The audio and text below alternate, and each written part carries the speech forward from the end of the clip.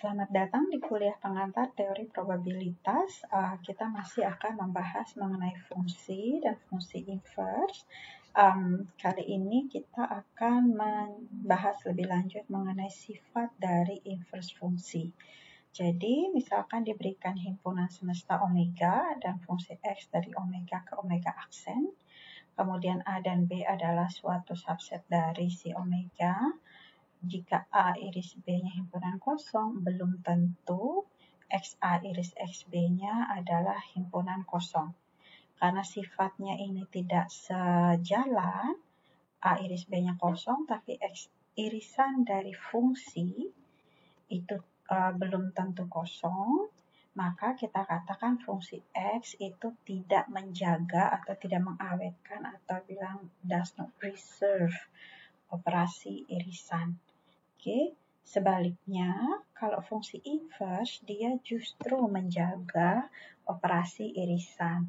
Apa maksudnya?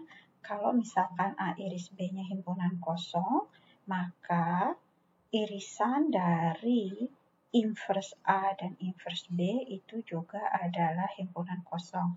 Perhatikan bahwa di sini untuk irisan yang pertama adalah irisan antara himpunan A dan B. Yang kedua adalah irisan antara inverse dari fungsi terhadap A dan inverse dari fungsi terhadap B. Dan ternyata hasilnya itu sama ya. Jadi bisa dikatakan operasi inverse, fungsi inverse mengawetkan operasi irisan. Untuk lebih jelas, kita lihat ilustrasi berikut. Oke, jadi yang pertama ini misalkan seperti ini. Ini ada omega, ini omega aksen.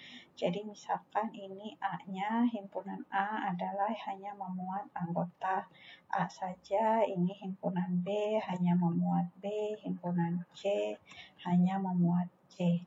Nah, sekarang didefinisikan X-nya, fungsi X adalah semua dibawa ke 1. Artinya fungsi konstan, nggak masalah dong ya, gitu. Nah, di sini kita lihat A iris B itu adalah kosong. Tapi XA iris XB, XA-nya 1, XB-nya 1. Jadi XA iris XB-nya ada anggotanya, yaitu 1, bukan himpunan kosong. Oke, jadi ini menandakan bahwa kita melakukan operasi. Jadi A iris B itu operasi di sebelah kiri, XA iris XB operasi di sebelah kanan, gitu ya. Nah, ternyata kalau kita lakukan operasi sebelah kiri, terus kita bawa ke sana, ke sebelah kanan, itu hasilnya tidak sama dengan A dibawa ke kanan, B dibawa ke kanan, terus hasilnya diiris itu tidak sama. Tapi sebaliknya, kalau misalkan operasi inverse itu dia justru dia menjaga sifat irisan. Ini contoh saja sebenarnya kalau yang di ilustrasi ini dengan pendefinisian X seperti yang di atas ini, maka kita bisa mengkonstruk fungsi inverse, X inverse. Oke, jadi yang untuk di bagian kelas B aksen yang dibentuk dari subset dari omega aksen, kita bisa membentuk 1, 2, si omega aksen sendiri dan himpunan kosong. Dan berdasarkan pendefinisian kita di atas sini, berarti kita bisa mendefinisikan X inverse-nya kosong dibawa jelas ke himpunan kosong. 1 ini akan diprapetakan ke A, B, dan C. Jadi di sini prapeta dari 1 adalah si omega itu sendiri, yaitu ABC. Prapeta dari 2, karena di atas ini 2 itu tidak dihasilkan oleh apapun juga dari elemen si omega, sehingga ketika kita mendefinisikan inverse-nya di sini, prapeta dari 2 adalah himpunan kosong. Dan prapeta dari si omega aksen 1, 2 ini adalah si omega itu sendiri. Karena dari 1 omega, prapeta dari 1 adalah si omega, prapeta dari 2 adalah kosong. Jadi kosong itu punya punya sifat spesial ada di dalam setiap himpunan, sehingga kita bisa tulis prapeta dari omega aksen adalah si omega itu. Di sini, ini baru satu contoh, tapi untuk menunjukkan yang bahwa fungsi inverse itu preserve operasi irisan, contoh ini nggak cukup. Cuma apa yang bisa kita dapat di sini, intinya ketika kita menyatakan suatu fungsi itu menjaga operasi irisan, itu sebenarnya kita mesti menunjukkan bahwa jika operasi irisannya itu dilakukan di ruang yang satu, terus dibawa oleh satu fungsi ke ruang yang lainnya, bandingkan dengan masing-masing elemen di ruang yang satu dibawa ke ruang yang lainnya, kemudian dilakukan operasi irisan di sini, akan memberikan hasil yang sama. Bukan di ruang sebelah kanan, dapat hasilnya ini himpunan kosong. Himpunan kosong itu dibawa oleh fungsi inverse, dapatnya di sini, yang di sebelah kiri himpunan kosong juga. Nah, itu kemudian kita coba lihat kalau masing-masing A aksen dan B aksennya dibawa oleh fungsi inverse, jadi kita punya seandainya A aksen dan B aksen dibawa dulu masing-masing oleh fungsi inverse.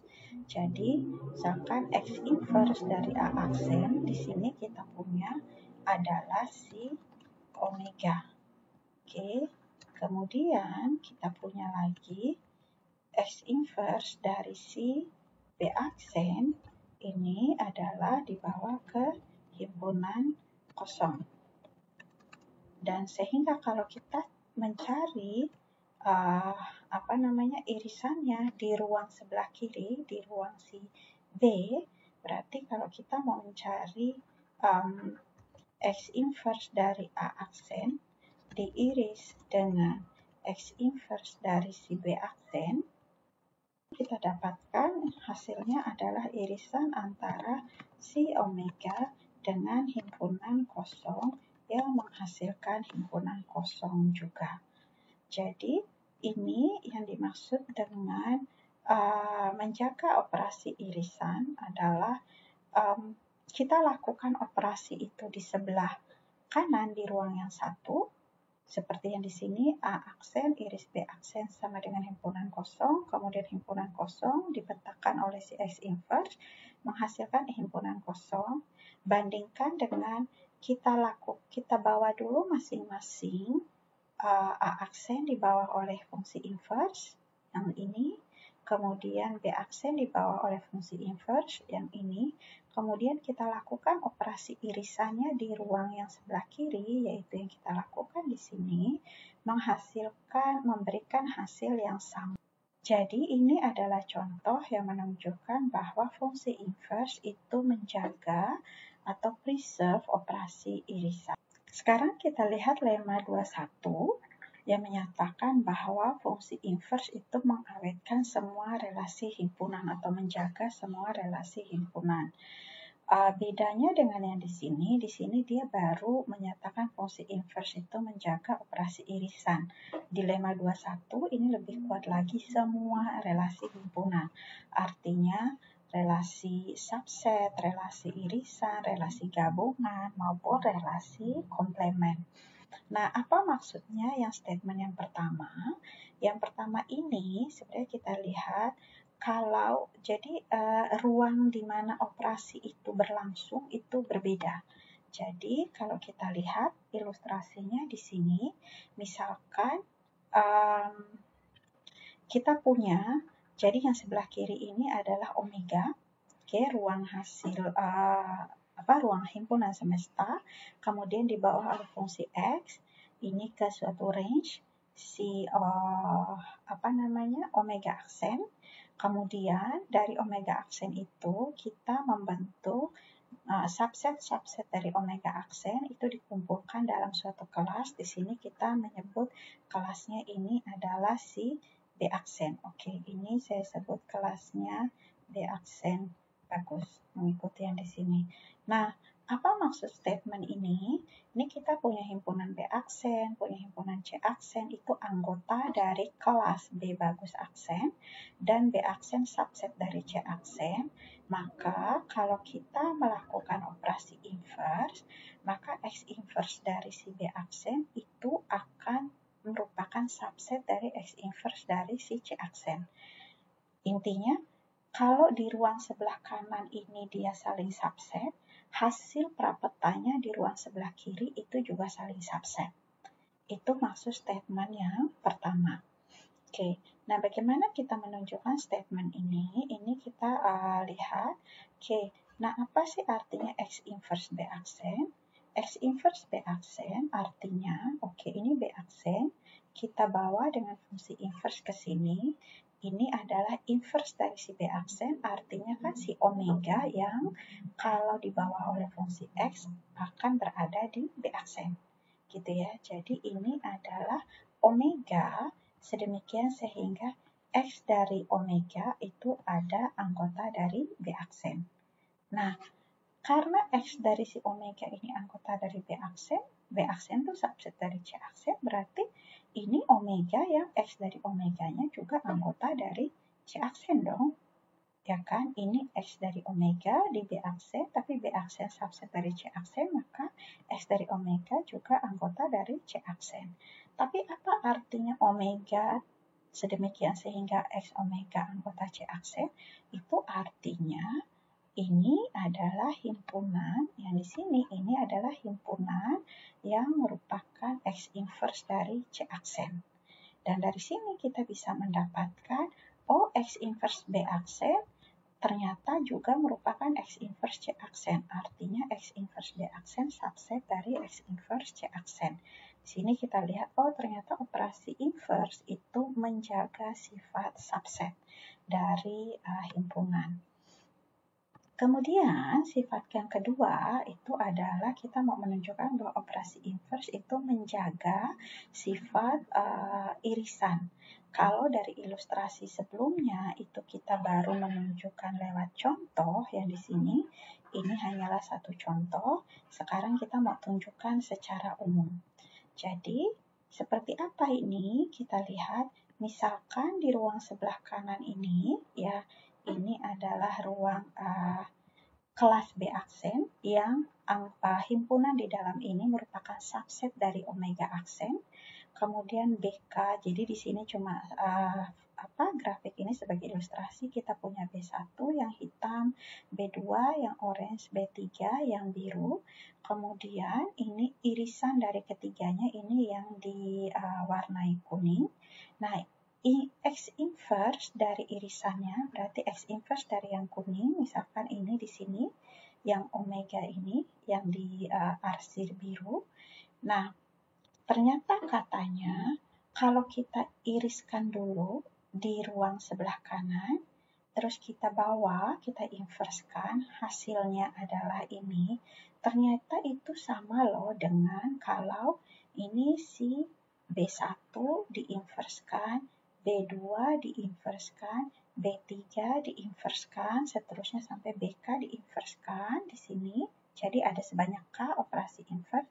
Kemudian dicari irisannya di sini, maka hasilnya akan sama dengan yang kita peroleh ini. Itu sebenarnya maksud dari statement 2. Jadi yang ini X inverse irisan BK, irisannya dilakukan di kanan, hasilnya kemudian diinverskan. Sementara yang luas sebelah kanan persamaan ini adalah inverskan masing-masing, kemudian operasi irisannya kita lakukan di ruang sebelah kiri. Dan hasilnya sama. Nah, bagaimana kita menunjukkan itu? Ini kita lihat, misalkan BK subset dari omega aksen. Ya, yang di sini masing-masing kotak ini adalah BK subset dari omega aksen. Artinya apa? Artinya, karena omega aksen itu adalah tadi range dari omega dengan operasi X, fungsi X, artinya kita tahu bahwa omega ini anggota dari, jika kita punya omega yang merupakan anggota dari X inverse irisan BK, jadi yang di sini, itu berarti X omeganya adalah ada di sini. ada di irisan BK. X omega ada di irisan BK, artinya X omeganya ada di BK dong untuk setiap K. Ya kan, dari sifat irisan. Nah, karena X omeganya ada di BK untuk setiap K, artinya kita balik lagi ke kiri, berarti omeganya itu ada di X inverse dari BK dong untuk setiap K. Gitu ya. Nah, karena omeganya ada di X inverse dari BK untuk setiap K, menggunakan sifat dari irisan, karena dia ada di setiap himpunan ini, artinya omega ada di irisan dari X inverse BK untuk seluruh K. Sehingga kita bisa lihat bahwa diiris dulu di ruang sebelah kanan, kemudian diinverskan, ternyata hasilnya kita bisa tunjukkan sama dengan masing-masing B diinverskan dulu, kemudian baru dilakukan operasi irisan. Oke, nah sebenarnya untuk bukti yang ketiga, sifat yang ketiga ini menjadi tugas kalian. Tunjukkan bahwa jika BK elemen B aksen, maka X inverse gabungan BK sama dengan gabungan dari X inverse BK. Itu menjadi tugas kalian. Nah, kemudian sifat yang keempat, ini kita mau lihat adalah bahwa fungsi inverse itu menjaga sifat komplement. Maksudnya apa? Di sini kembali, misalkan di sini tadi kita punya kelas B bagus aksen, kemudian di sini ada himpunan B aksen, salah satu subset dari si omega aksen, kemudian kita punya B aksen komplement, maka statement yang keempat menyatakan kalau B ini dikomplementkan dulu, lakukan komplement di ruang sebelah kanan sini, komplementkan dulu, baru di inverse, menghasilkan ini, si omega ini, ternyata hasilnya sama saja dengan si B-nya ini diinverskan dulu. Jadi dia bilang sama saja dengan si B-nya diinverskan dulu, terus baru dikomplementkan. Jadi misalkan ini jadi dia bilang B aksennya diinverskan, terus dikomplementkan. Jadi operasi komplementnya di sebelah kiri, hasilnya akan sama katanya. Nah, sekarang kita lihat seperti apa bukti formalnya. Jadi ini, misalkan kita punya omega elemen dari, jadi kan ini tadi B aksen komplement diinverskan, di sini dia hasilnya suatu omega, jadi kita menuliskan kita punya omega elemen dari X inverse B aksen komplement, artinya ini kalau dibawa fungsi ke kanan, X omega itu berarti anggota dari si B aksen komplement, ya kan? Nah, X omega anggota dari B aksen komplement, artinya X omega bukan anggota dari B aksen dong, menggunakan sifat komplement. Jadi kita punya artinya X omega bukan anggota dari B aksen. Nah, X omega bukan anggota dari B aksen, kita balik lagi ke sifat dari fungsi, ke aturan fungsinya, berarti omega kalau dia bukan anggota dari B aksen, berarti si omega kalau dibawa oleh si fungsi kalau X omega bukan anggota dari B aksen, berarti kalau diinverskan dia tidak akan menuju omega. Jadi omega bukan anggota dari X inverse B aksen. Yang akhirnya kita bisa simpulkan X inverse B aksen komplement ternyata sama dengan komplement dari X inverse B aksen. Ingat, yang operasi yang pertama ini X inverse B aksen komplement dulu di sebelah kanan baru di inverse. Sementara yang di sini adalah di inverse dulu baru dikomplementkan di sebelah kiri, dan itu hasilnya sama. Sehingga kita sudah tunjukkan bahwa inverse fungsi itu dia menjaga semua relasi himpunan, yaitu irisan, subset, irisan, gabungan, dan komplemen. Untuk yang gabungan itu menjadi tugas kalian untuk menunjukkan yang poin ketiga ini. Nah, dari sini lemma ini memberikan beberapa akibat. Di sini kita ada akibat 21. Dibilang misalkan A bagus, kelas yang berisi subhimpunan dari omega, karena dia kelas berarti anggotanya adalah himpunan-himpunan seperti ini, misalkan A, B, C, D, dan sebagainya. Kemudian misalkan B bagus, kelas dari semua himpunan yang para petanya termuat di A bagus, misalkan di sini simbolkan A aksen, B aksen, C aksen, D aksen, dan seterusnya. Nah, akibat 21 menyatakan jika A-nya A bagus adalah lapangan sigma, jadi maka B bagus juga adalah lapangan sigma. Si A ke A aksen dan seterusnya itu dibawa oleh fungsi X. Akibat yang kedua, C di sini ini sama saja sih, kalau kita mau ganti mengikuti itu C. Oke, jadi jika C adalah lapangan sigma atau lapangan saja, maka dia bilang X inverse C, berarti yang di sini, ini adalah juga lapangan atau lapangan sigma. Dan prapeta dari lapangan minimal di sini atas sembarang. Jadi kalau di sini kita punya lapangan minimal, lapangan sigma minimal, dibawa ke sini hasilnya juga adalah suatu lapangan minimal. Oke, jadi yang 21 menyatakan A-nya lapangan atau A lapangan sigma, maka di sini C-nya juga lapangan sigma.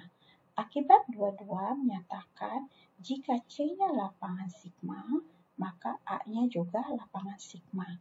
Jika kita mengkonstruksi lapangan sigma minimal di sini, kemudian dibawa oleh fungsi X inverse, hasilnya sesuatu di sini, maka sesuatu di sini juga adalah lapangan sigma minimal atas X inverse C. Nah, sebenarnya tidak terlalu sulit untuk menunjukkan ini karena tadi kita sudah menunjukkan sifat dari lemma 21 yang menjaga sifat subset, irisan, gabungan, dan komplemen. Jadi, ini juga menjadi tugas kalian untuk membuktikan akibat 21 dan akibat 22.